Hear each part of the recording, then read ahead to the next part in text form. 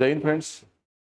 राज्यसेवा जी 6 जुलैला प्रिलिम होणार आहे या संबंधित जे आहे, कारण की ही राज्यसेवा जी आहे शेवटची ऑब्जेक्टिव्ह टाइप एक्झामिनेशन आहे आणि चांगल्या पोस्ट आहे, म्हणजे डेप्टी कलेक्टरच्या सुद्धा पोस्ट आहे. त्यामुळे जे आहे की आपण फोकस अप्रोचने येणारे जे आहे, आता समजा एक साधारणतः 55 दिवस जे आहे, म्हणजे 50 दिवसाची स्ट्रॅटेजी आपण ठेवली पाहिजे.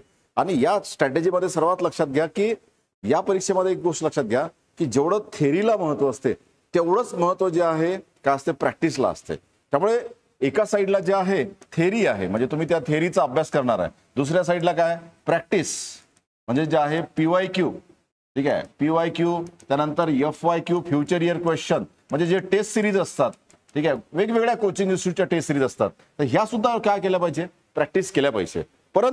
परंतु आता या प्रॅक्टिसमुळे काय होतं की तुमच्याकडे जे आहे राज्यसेवेचं म्हणजे MPSC आयोगाचं माइंडसेट तयार होतं आणि त्याच माइंडसेटने तुम्ही देऊ शकता. म्हणजे ते खूप आवश्यक असतं, म्हणजे डिमांड ऑफ एक्झामिनेशन समजणं आणि त्याच पॉईंट ऑफ व्ह्यू देणं हे सर्वात महत्त्वाचं असते स्पर्धा परीक्षेमध्ये. आता या गोष्टीमध्ये एक गोष्ट लक्षात घ्या की तुम्ही वेगवेगळ्या कोचिंग इन्स्टिट्यूटचे पेपर सॉल्व्ह कराल, परंतु कधीपर्यंत की राज्यसेवेच्या प्रिलिमला, आता 6 जुलैला प्रिलिम आहे, त्यामुळे जे आहे जास्तीत जास्त 15 जून पर्यंत सॉल्व्ह करा.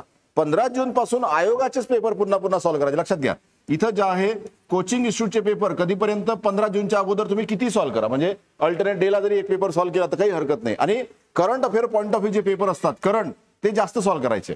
आता 15 जून पासून तर जे आहे तर साधारणतः जे आहे 30 जून पर्यंत इथं जे आहे MPSC चे पेपर सॉल्व्ह करायचे, म्हणजे आयोगाचे. हे का म्हणतो मी असं, कारण की कोचिंग इन्स्टिट्यूटचा जो माइंडसेट असतो तो 100% आयोगाचा माइंडसेट टॅप करणं शक्य नसतं. आयोगाचा एक वेगळा माइंडसेट असतो की सिव्हिल सर्व्हिसेसमध्ये कशा प्रकारचे विद्यार्थी यायला पाहिजे, मग ते कशा प्रकारे आपण टेस्ट केलं पाहिजे, त्यानुसार तो क्वेश्चन सेट केला जातो. म्हणून तो आपला कोचिंगमुळे तुम्हाला नॉलेज, फॅक्च्युअल नॉलेज खूप चांगलं येतं, फॅक्च्युअल नॉलेज, परंतु डिमांड ऑफ एक्झामिनेशन आयोगाने समजते. म्हणून शेवटच्या 15 दिवसात आयोग जे म्हणते, आयोगाचे जे पेपर आहे लास्ट 3 ते 4 वर्षाचे, ते पुन्हा काय करायचे, प्रॅक्टिस करायचे. म्हणजे आपला आयोगाचा जो माइंडसेट आहे, म्हणजे आयोग एखादा स्टेटमेंट केव्हा राईट घेते केव्हा रॉंग घेते, ABC आहे, ABCD आहे, ऑल आहे, मग अशा वेळेस आपण कोणतं ऑप्शन उचललं पाहिजे, हे जे आहे ना, तर ते आयोगाच्या पॉईंट ऑफ व्ह्यू जे आहे लक्षात घेणं गरजेचं असते. म्हणून तो डिस्टर्ब होऊ नये म्हणून शेवटच्या 15 दिवसात किंवा महिन्यात आपण 15 दिवस घ्या, 15 दिवसात किंवा 3 आठवड्यात कोचिंगचे पेपर नाही सॉल्व्ह करायचे, ते आयोगाचे पेपर सॉल्व्ह करायचे, म्हणजे याला महत्त्व काय असते जास्त. आणि नंतर मग आपण जेव्हा थेरी पाहतो तर थेरीमध्ये तुम्हाला जे आहे जनरल स्टडीज आहे, जनरल स्टडीज नंतर जे आहे सर्वात महत्त्वाचा भाग कोणता आहे, चालू घडामोडी, आणि त्यानंतर आहे CSAT. आता सर्वात पहिले तुम्हाला सांगतो की GS आणि चालू घडामोडी यांचं इंटरसेक्शन जिथं होतं त्या गोष्टी खूप व्यवस्थित करणं काय गरजेचं असतं. मी ऑलवेज म्हणतो असं की चालू घडामोडीचा अभ्यास तुम्ही लास्ट मोमेंटला नका करू, डेली अभ्यास करा. म्हणजे डेली तुम्ही जे आहे GS चे साधारणतः किती विषय घेतले पाहिजे, आता तुमची एक रीडिंग झाली असेल तर साधारणतः किती विषय घेतले पाहिजे, की तुम्ही 9 तास जर अभ्यास करत असाल म्हणजे GSचा, तर 3-3 तास असे 3-3 तासाचे स्लॉट पडून किंवा 2.5 तासाचे स्लॉट पडून 4 विषय किंवा 3 विषय घ्या आणि 3 विषयाची रिव्हिजन चालूच ठेवा. 3 विषयाची, हे बघा इथं काय लिहिलं मी, पॅरलल आणि इंटिग्रेटेड आणि सायक्लिक स्ट्रॅटेजी. कोणत्याही विषयावर जे आहे तर त्याची रिव्हिजन 15 दिवसात त्याचा 1 टन आलाच पाहिजे. मग एका दिवशी एकच विषय नाही घ्यायचा, 3 विषय घ्यायचे किंवा 4 विषय, म्हणजे 2.5 तास जर तुम्ही अभ्यास करायला बसत असेल तर 4 विषय घ्यायचे आणि असे टाइम झोन ठरवायचे. त्या टाइम झोन मध्ये त्याच विषयाची रिव्हिजन घ्यायची, त्यानंतर दुसरा टाइम झोन, तिसरा टाइम झोन, चौथा टाइम झोन, आणि या टाइम झोन मध्ये जे आहे रिव्हिजन कोणाला करायची, चालू घडामोडीला सुद्धा रिव्हिजन करायचे. आणि चालू घडामोडीला सुद्धा रोज रिव्हिजन 1 तास रिव्हिजन देणं काय गरजेचं आहे. आता या चालू घडामोडी जेव्हा आपण रिव्हिजन करतो तेव्हा सब्जेक्ट वाईज केली पाहिजे. संविधान, इकॉनॉमी आहे, अर्थव्यवस्था आहे, विज्ञान व तंत्रज्ञान आहे, पर्यावरण आहे, हे चालू घडामोडी जे असतात, ह्या 4 विषयाचे चालू घडामोडी असतात, हे तुम्हाला स्टॅटिक मधून काय येईल, म्हणजे पॉलिटी, इकॉनॉमी, पर्यावरण आणि जे आहे विज्ञान व तंत्रज्ञान याबद्दल काय येईल याचं परफेक्ट काय होते नॉलेज येतं.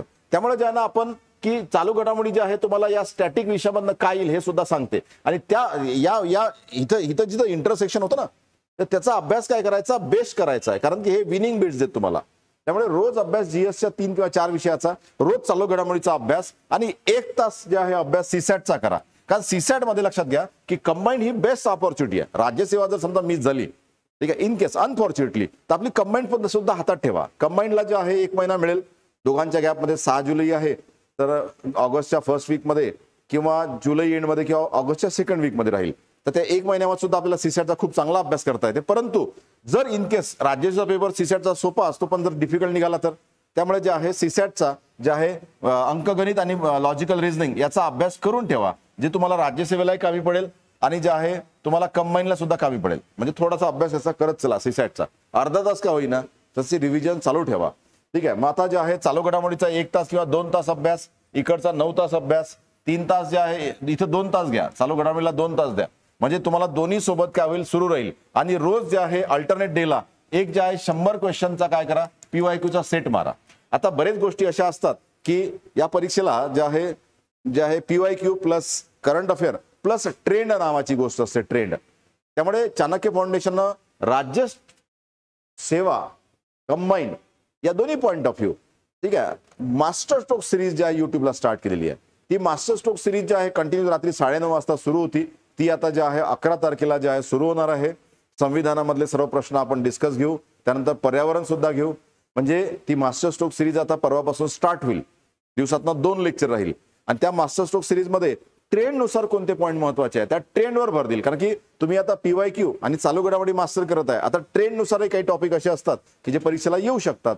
तर ती मास्टर स्ट्रोक सिरीज आपण आता कंटिन्यू, कारण ती एक्झाम पोस्टपोन झाल्यामुळे आपण त्याला थांबवलं. कारण की कसं असतं की मास्टर स्ट्रोक सिरीज मध्ये करंट अफेअरला खूप महत्व असतं. मग त्या पॉईंट ऑफ व्ह्यू आपण बरेच गोष्टी म्हणजे मी बरेचदा आता अर्थव्यवस्था हा जवळपास सिलेबस कंप्लीट केलेला आहे. ठीक आहे. पत्तेवार सरांनी सायन्सचा सिलेबस कंप्लीट करायला सुरुवात केली. पठाडे सरांनी हिस्ट्रीचा, गुप्ता सरांनी जे आहे सीसॅटचा विषय जे आहे कंप्लीट करायला त्यामध्ये सुरुवात केली.